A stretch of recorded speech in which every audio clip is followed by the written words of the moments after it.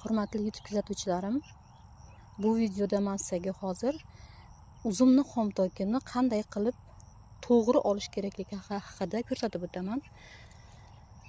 Ko'pchilik mana uzumni xom tokini shundoq, mana bu masalan xom tok, mana uzumni mana shu yonidan chiqqanlari uzumni xom toki, mana shu xom tokni ko'pchilik bunday qilib sindirib tashlaydi. Mana qaranglar. Shunday sindiradi.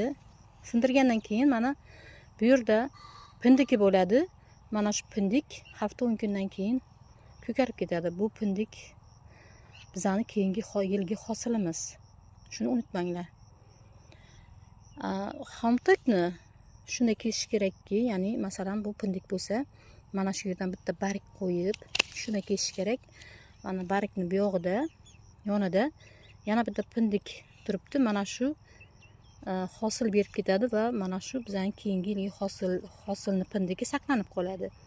Biza qishda, ya'ni qishda emas, endi kuz oylarida mana uzumni ko'mishdan oldin buni shunday qirqasizlar, mana keyin ko'mib tashlayverasizlar. Keyingi yilgi mana shu hosili saqlanib qoladi.